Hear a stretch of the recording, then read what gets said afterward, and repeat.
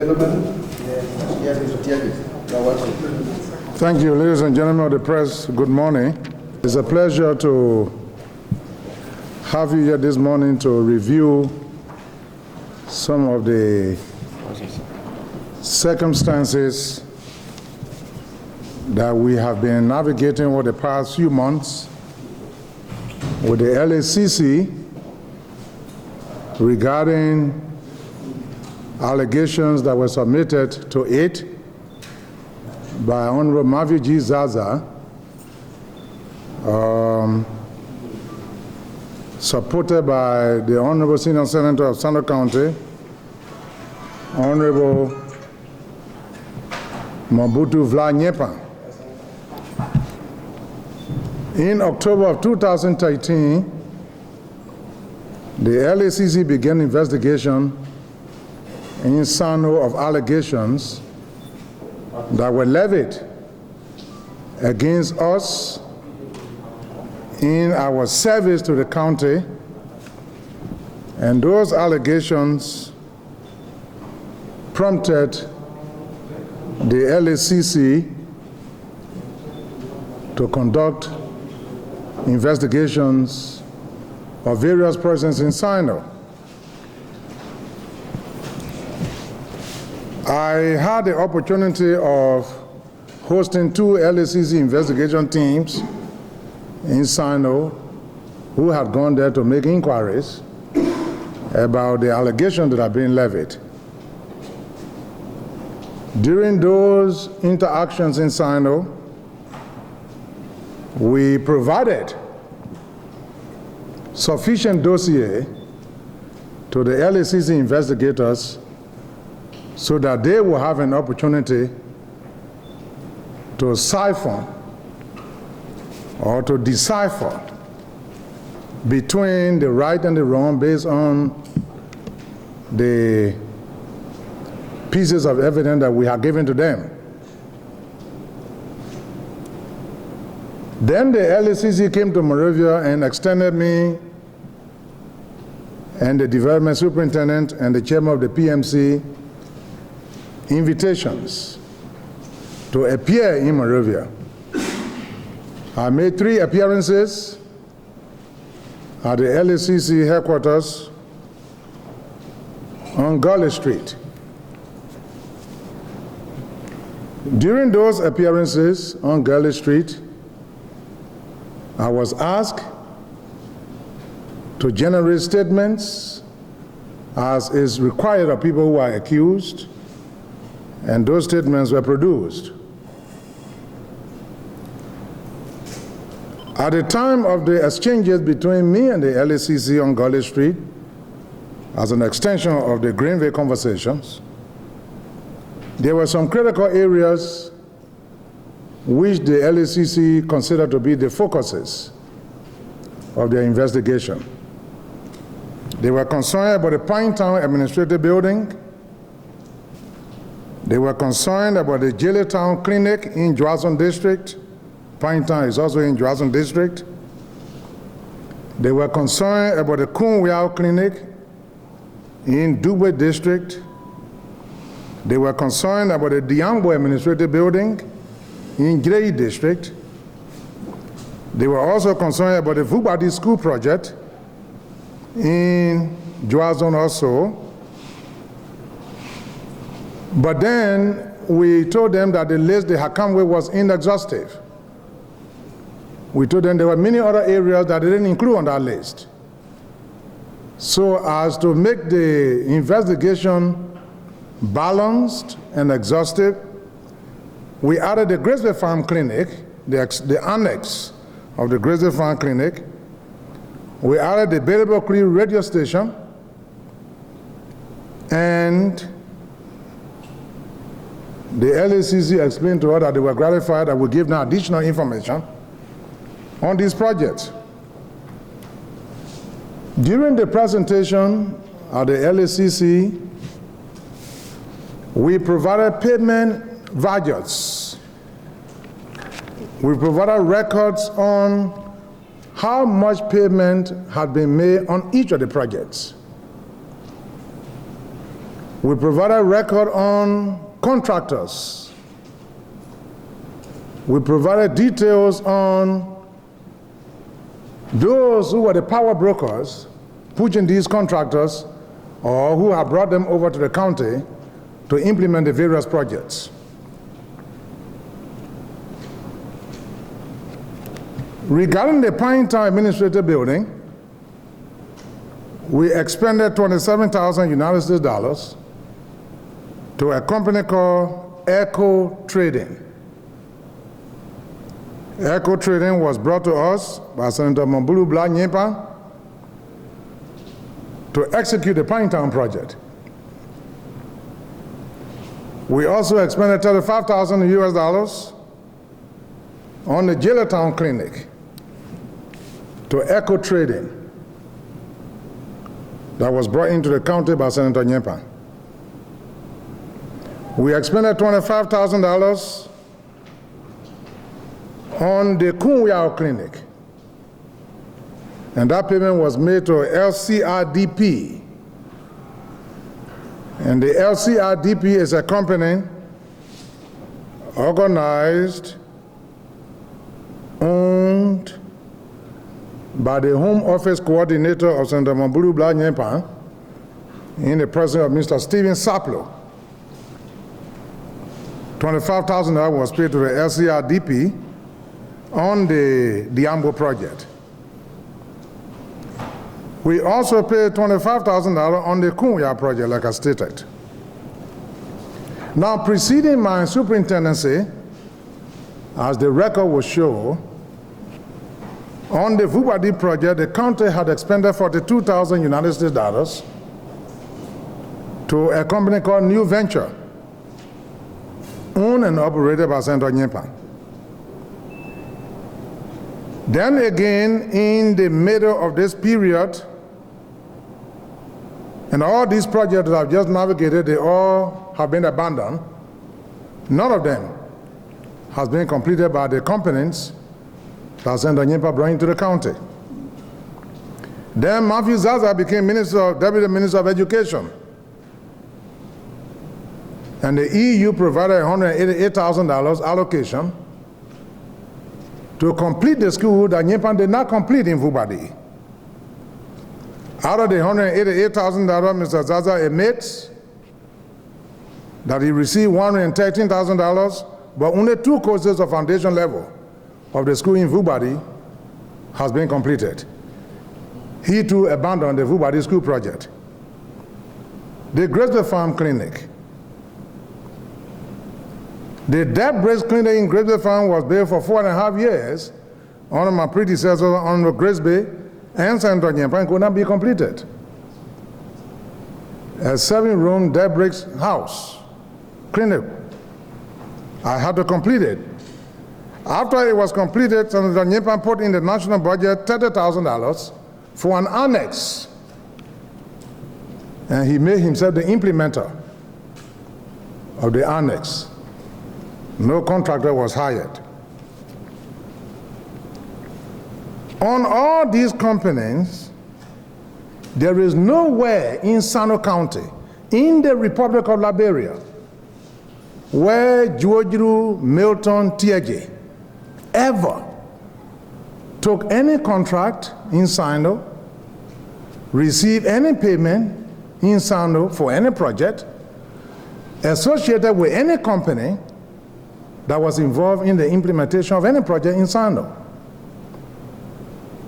Yet, the records that we provided, the payment vouchers, the contracts that were signed, the names of the companies, their locations, everything that we gave the LACC, they said, no, they're not interested in that. They want Teahjay.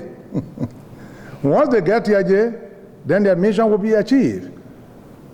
So they set aside these pieces of evidence and never one day invited Senator Nyepan or Honorable Mathew Zarzar to ask them, you are linked to these explanations we are getting.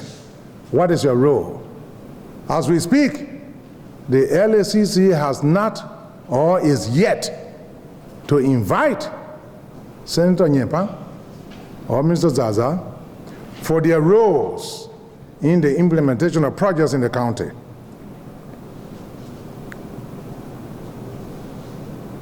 Rubber at the SRC. Before 2009, which is the year of my ascendancy, and after 2009. Before 2009, the Sinoe rubber plantation was occupied by illegal tappers. And the work of the illegal tapper was being overseen by management teams appointed by Senator Nyepan and the late Waba, representative from that district.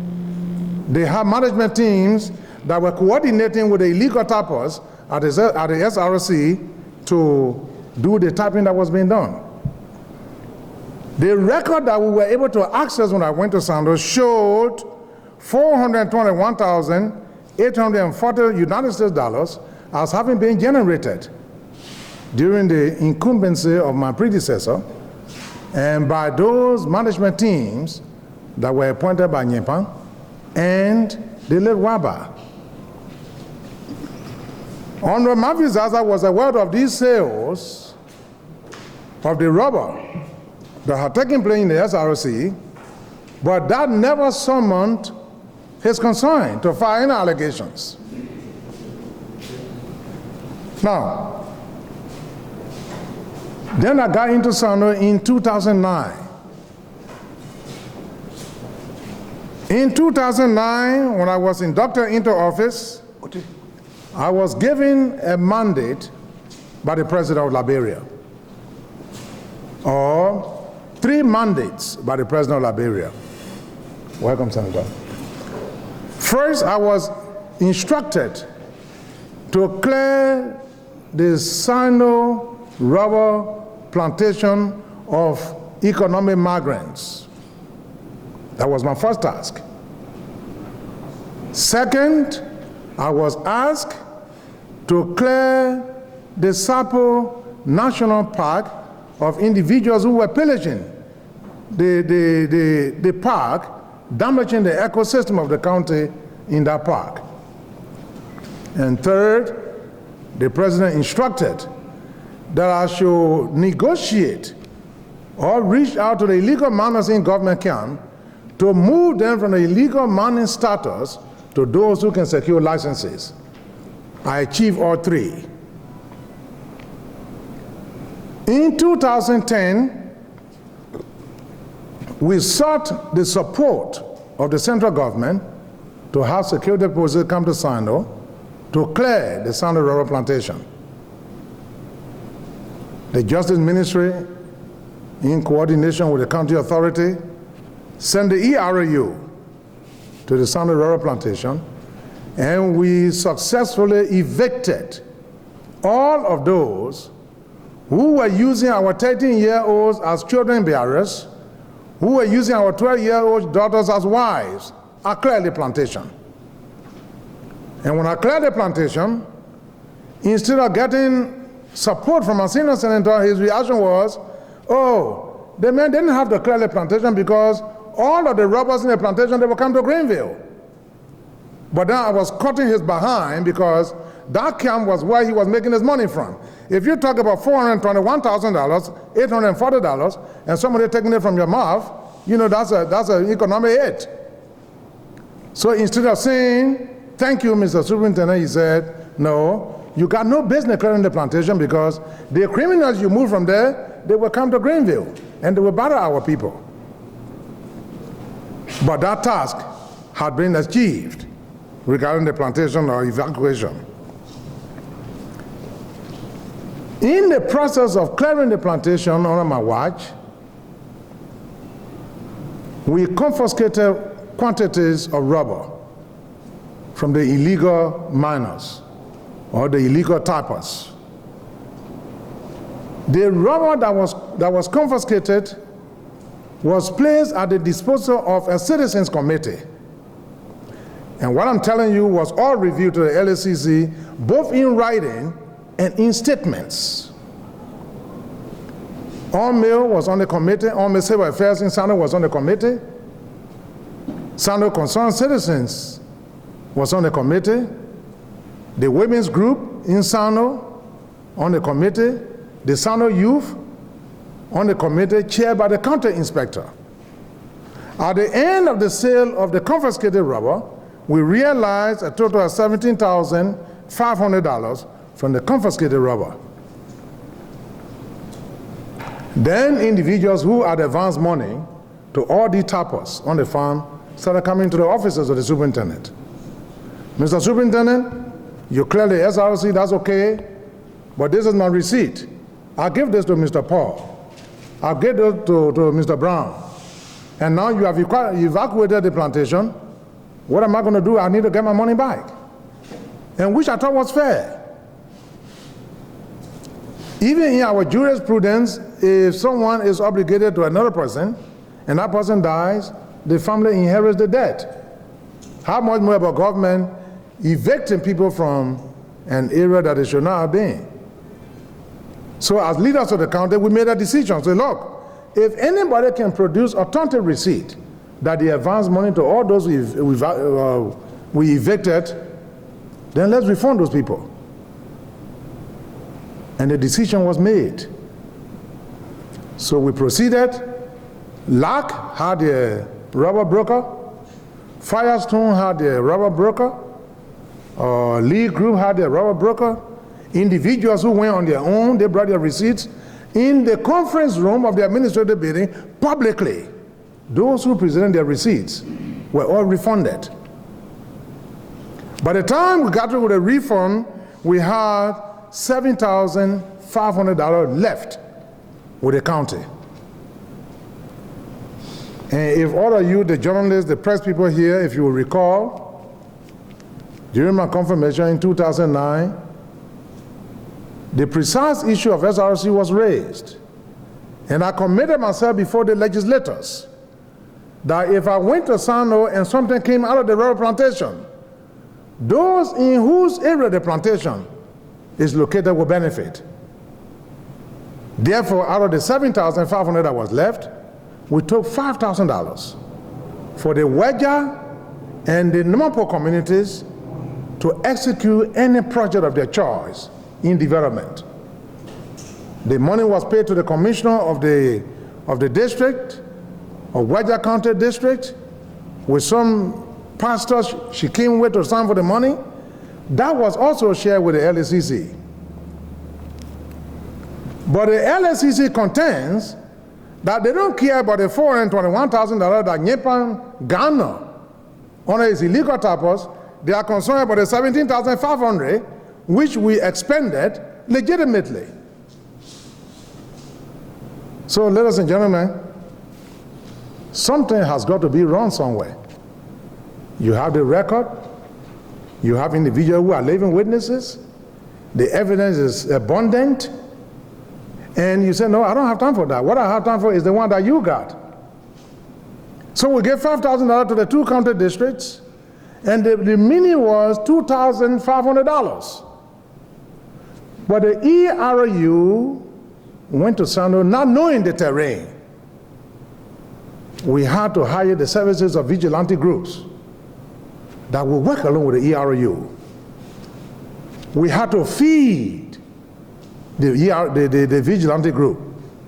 We created foodstuff from the food of merchants, rice, cooking oil, chicken soup, meat.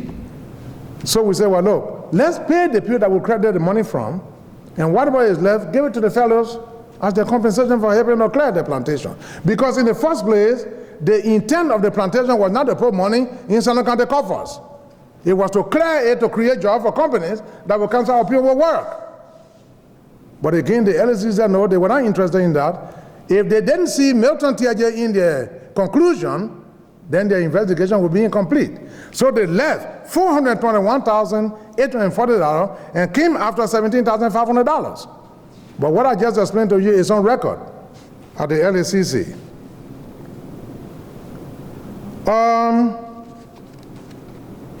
There are a lot of strange things happening at the LACC. And let me backtrack a little bit. From the act of the LACC that I read, the intent and purpose for creating the LACC was and still is to stem out corruption from our community, to fight corruption in the public sector, to go after the thieves, to go after the rogues, to go after those who go into government money and take it away for their personal purposes. But in the case of Sinoe, the LACC was participating in stonewalling, turning its back on the evidence, turning its back on the living witnesses, and is coming after a particular individual. Now, this is a country of law. And I can tell anybody that the LACC will not get away with trying to leave its statutory mandate and pursuing individuals for their personal purposes. Now, forestry money. In the report also submitted by Mr. Zarzar to the LACC, he spoke of $50,000 that was given to the county, like all other counties got in 2011. And that $50,000 was from the forestry fund. At the time, we were riding transportation cars from Sinoe to Monrovia because there was no transportation. If we could not ride transportation car, OMIL would provide for us the opportunity to fly on their flight. And therefore, the Minister of Internal Affairs at the time, based on our request, decided to say, look, we don't have money now as a government to buy vehicles for all the superintendents. Go in where you got, secure yourself vehicle for the county. So we bought a pickup, a Mitsubishi pickup. The pickup was shown to the LACC in Sinoe. As we speak, the pickup is parked in the police station because of the condition of the road between Monrovia and Sinoe. They took pictures. They came to Monrovia. When they got to Monrovia, they said, no, we're not interested in pickup. They said, you bought a Mitsubishi bus. They forgot about the pickup. They said, that bus I bought. But today, as we said in this press conference, only the LACC knows about a bus bought by Sinoe County. We never bought any bus, certainly not on my watch. They turning their back again on the existing pickup and looking for a bus. And the General Services Agency is telling them there's no bus. The record we got on Sinoe County is a pickup. So the LACC is leaving the record again, coming after me to say I have a bus. So this should tell you that there's a pattern, or it appears that there's a pattern on the part of the LACC, not to look for the wrongdoers, but to look for people that they can possibly humiliate. So that's the issue of what is happening regarding the issue of the forestry money. Now, let me go to a territory which is not my expertise, but I think I attempted and didn't go far in it. There is something called fiduciary responsibility in law. It's an obligation to the public to do a piece of job consistent with your statutory mandate. And if an agency has an obligation to serve the public, and you are placed in charge of that agency, and you turn your back on your statutory mandate and start doing something different, then you create the impression that you have a motive. The question that the whole country is asking now is, what did they give to the LACC leadership that is pushing them so much to turn their backs on the evidence and going after the person who had no linkage with eating money in the county? Did somebody buy them off? If so, how much did they receive that would make them to turn their backs on the facts? Under the principle of fiduciary responsibility, you have an obligation to do justice to your people, regardless of how you people may have political differences. Then you come to what they call exculpatory evidence in law. It is that piece of evidence that is germane to the equator of an individual. I gave the LACC payment records. I gave the LACC list of contractors. I gave the LACC everything they want to acquit myself, to expunge myself. Yet they set aside those pieces of evidence trying to get me. So under the principle of exculpatory evidence, they are violating my right to due process, to fair investigation. They are violating my right. Let me reflect. I do not claim to be no more nationalistic than any other Liberian. But I can cast my doubt on your nationalism depending on the way you conduct yourself. This particular LACC report has brought the Vardia brothers into a negative limelight in our country.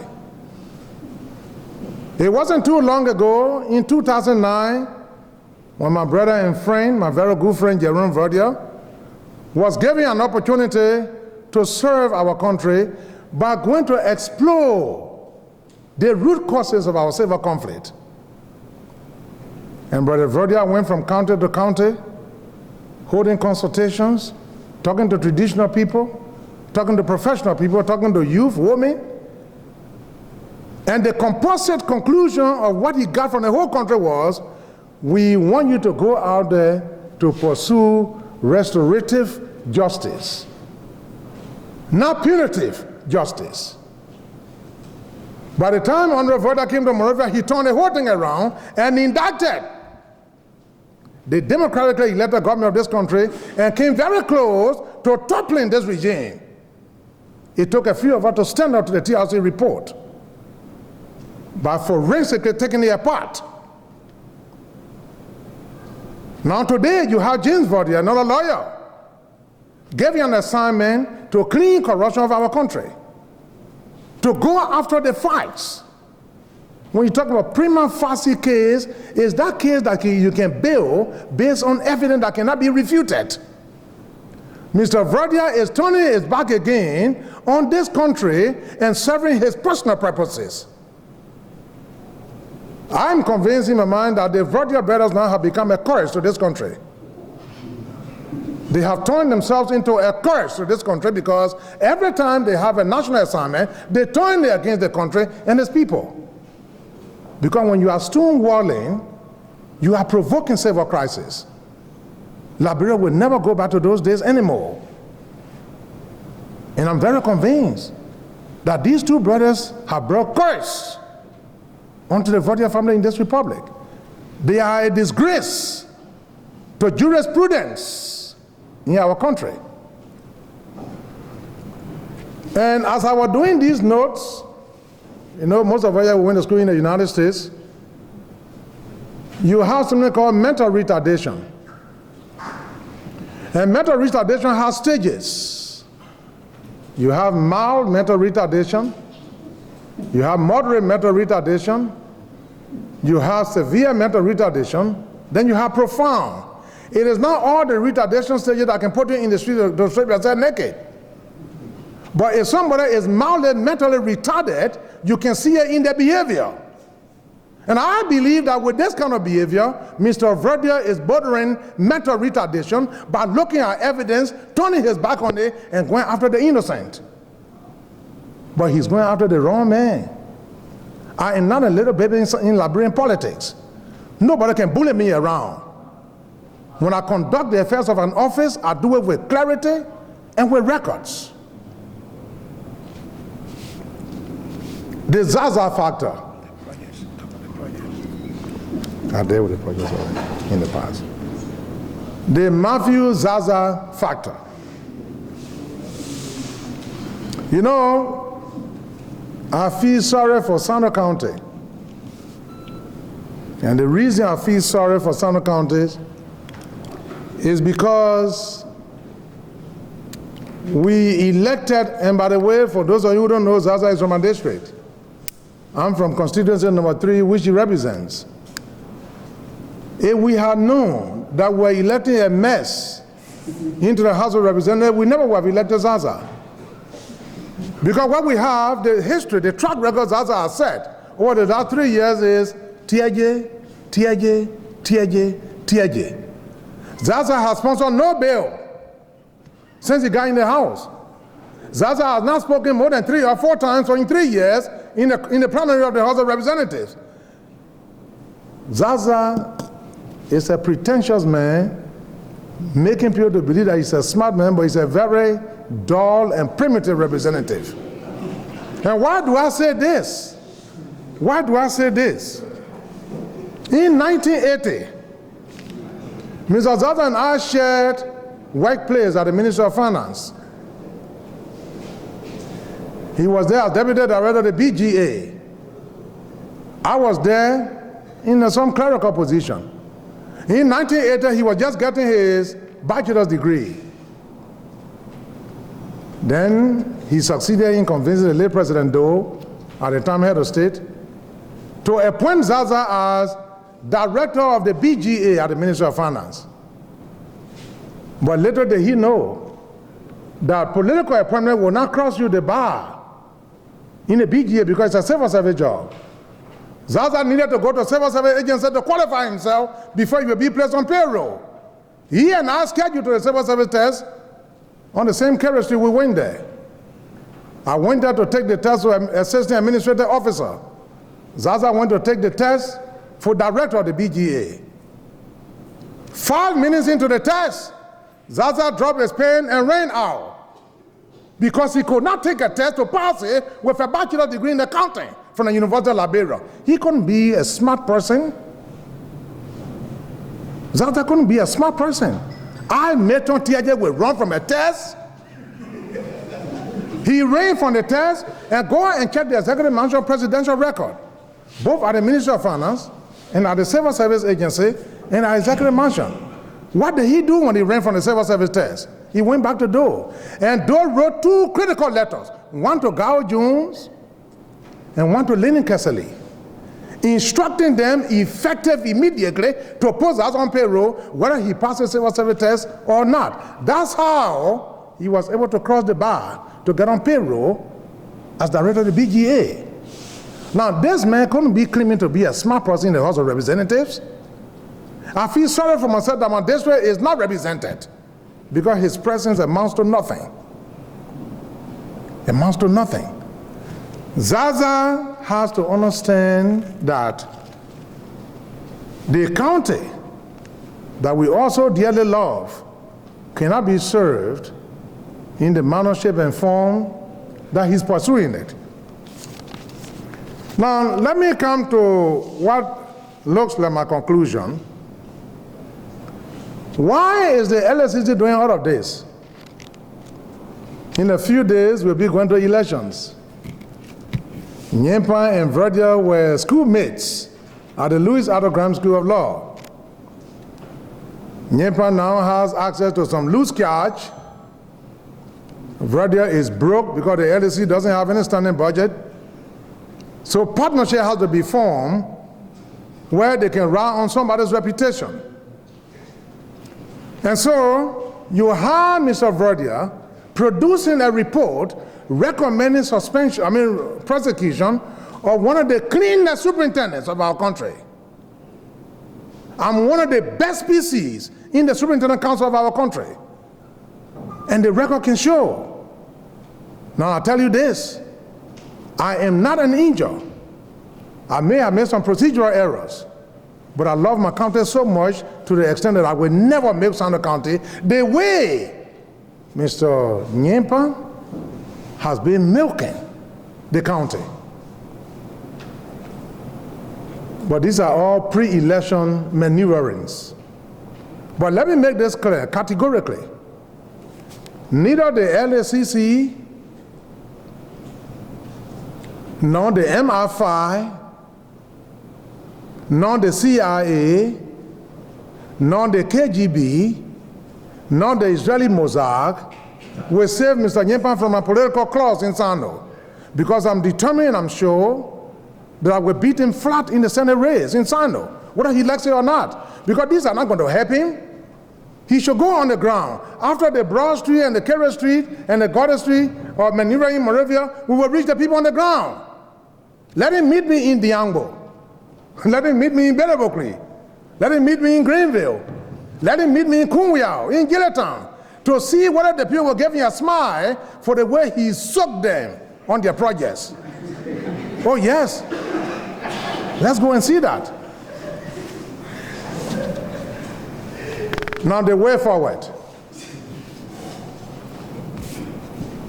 The LACC report is a composite of politics and law. With all the laughter, the legal aspect of this cannot be erased.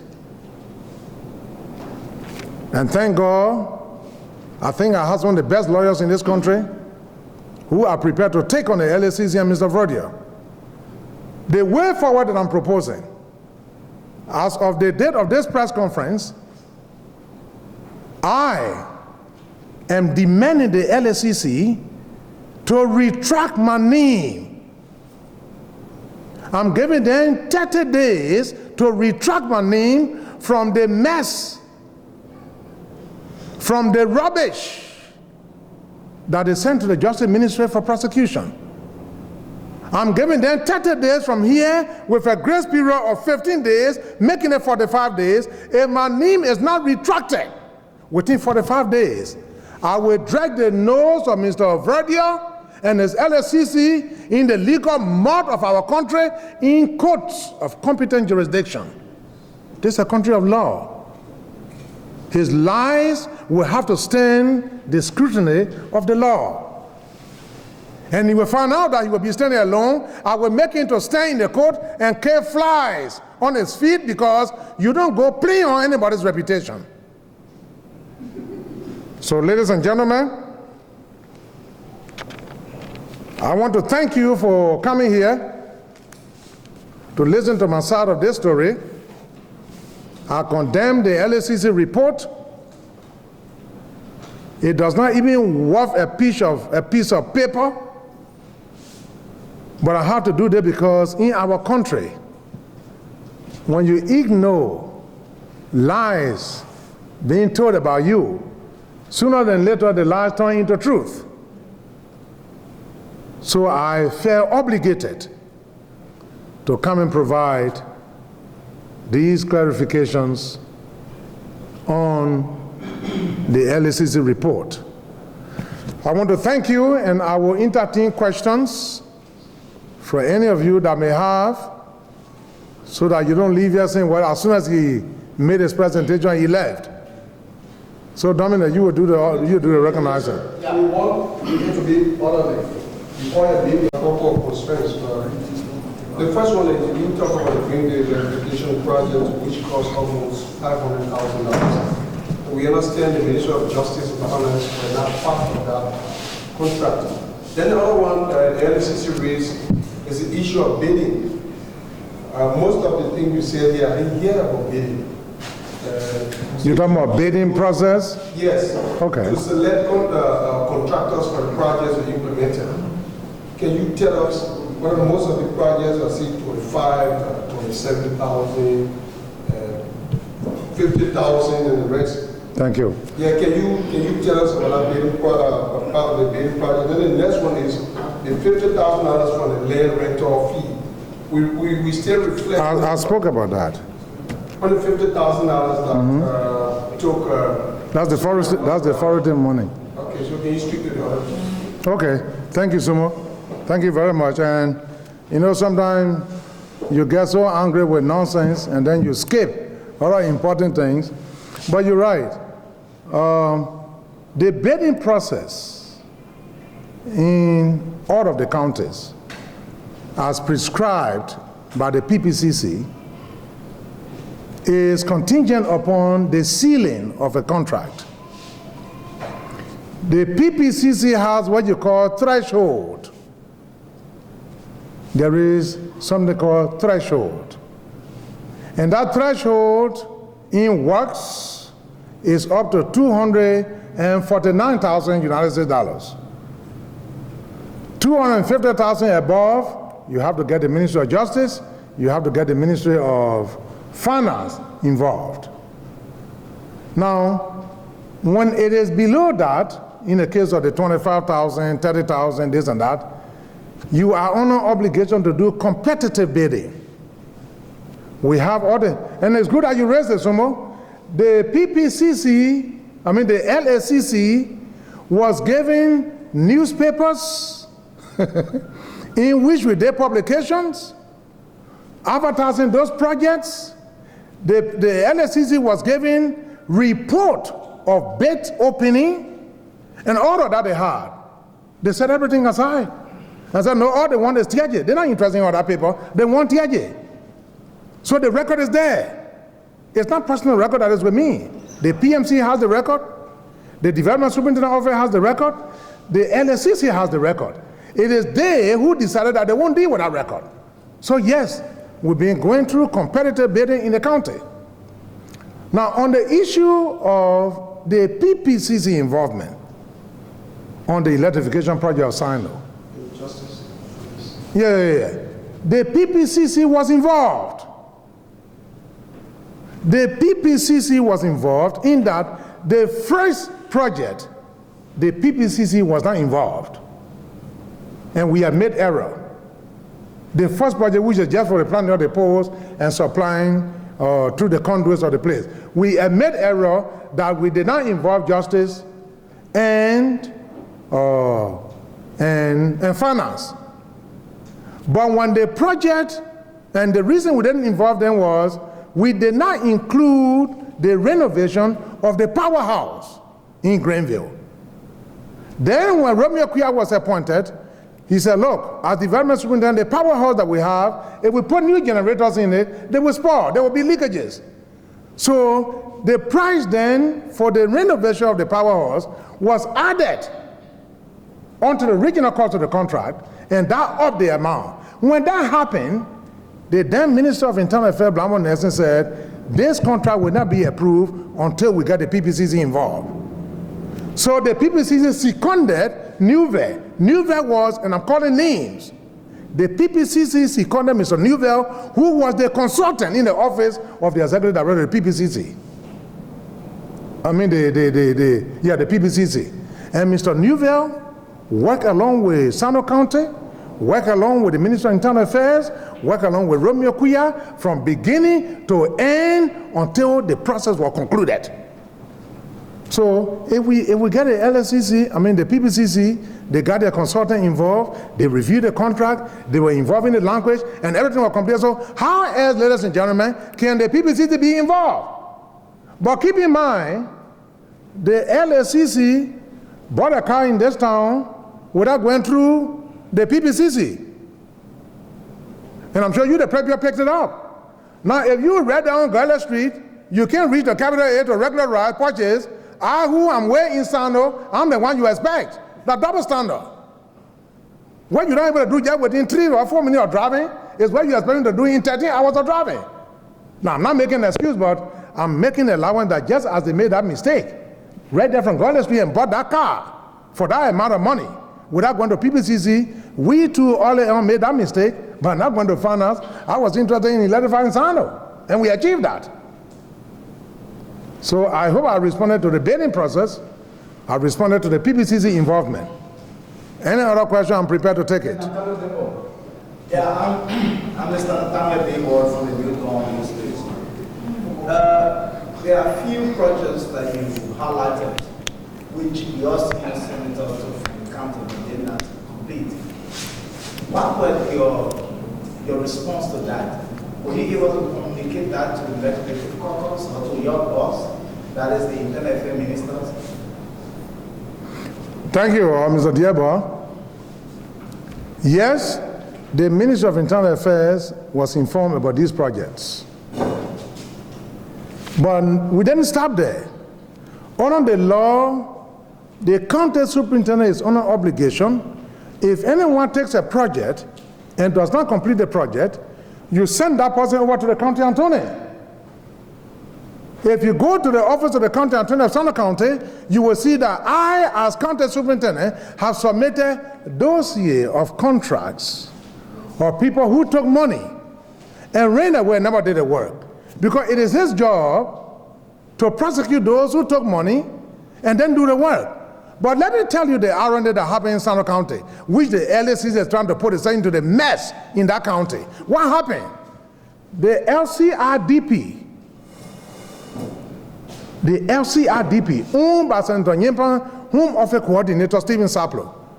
When we submitted Stephen Saplo's name to the county attorney for prosecution, Senator Nyepan went and reassigned him from the county into the Capitol building in Monrovia to avoid him from being prosecuted. As we speak, Stephen Saplo is still on the run. So everywhere we turn, Nyepan has been a thorn in the flesh of the county. But the LACC doesn't see that. They're looking for Teahjay. But now I will be looking for them. I will be looking for them because I'm here. And they can stop me from going through the election because that's their motive. How else could I have done? As Senator County Attorney, you take out the person who should be arrested, you bring him to your office and put him on your canopy in your office. Then you say, I'm not pursuing those. How can I do that? So yes, the caucus is aware. Senator Number is right here. I took one complaint to him as co-chairman then of the caucus. And I also went and informed the county attorney in writing. I've done all to cover my back. Okay, yeah, sir. Mr. Teahjay, are you trying to throw a monkey wrench into what the real issues are, and that you will be facing persecution to shift the entire debate? And have you resigned your post as superintendent? Well, let me deal with the last question before I go to the first one. On the issue of resigning, am I the press secretary for the president's office? What are you here? I'm a county superintendent. So you might want to, and you know, this is the beauty of journalism. It's the beauty of broadcasting. Don't expect me to do for you what you should be doing for yourselves. Go to the executive mansion, go to the office of the press secretary and say, Mr. Press Secretary, I want to know, has Mr. Teahjay resigned? Has Mrs. President resigned? I need to know. Don't ask me because I wouldn't answer it. If I were to do that, then I would be doing the work of the press secretary in the mansion. So whether I have or have not, I will reserve answer on that question. Let me go into the market range. The market range that I'm throwing here is the market range of stonewalling against providing facts. Yes, I'm throwing market range. I'm throwing market range in a pattern of behavior where you, a legal entity, putting people's record at risk, and you're trying to hide the facts. That's the market range I'm throwing. I'm not afraid of prosecution. Even if I were getting tomorrow, where will I go? Jail. Estelle, the only jail I've not gone to is Belayala. It doesn't bother me about going to jail. So that jail thing, don't even talk about it. But the person who should be going to jail are those who took money, those who ate the county money, those who record can show that came and took the money on a bogus contracts and bogus companies. They are the ones who should be the culprits, not the innocent. That's why I'm trying the market range. Yes. And thank you for using the word. I'm trying the market range in those who are stonewalling the facts and going after the innocent. So we have two more questions. There's one question.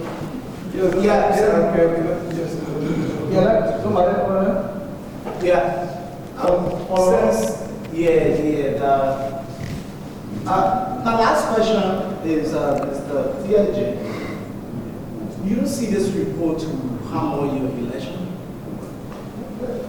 Well, Diabo, the intent and purpose of the report is to hammer my election. But there is something in law they call fait accompli. I have been certified, I've been cleared, I've been told, I've been instructed by the Elections Commission that I'm clear. This report is not a basis for my election. So anybody think that they can use it for my election, they're wasting their time. Because LACC does not work for the Election Commission. And LACC is not an extension of the Election Commission. And watch my word, I'm on my way to Sinoe. All of you down here, watch my word. No way Nyepan can beat me. Even the Mossad, the CIA can't help Nyepan. I will beat him flat. Nothing can stop it. Okay, thank Mr. Teahjay for your time. I think you have said our concerns and the assistant report. Thank you. Thank you very much, gentlemen. Thank you for the time. Thank you. Senator, thank you. Oh? Yeah? Huh? Yeah, the wedding thing, you love it.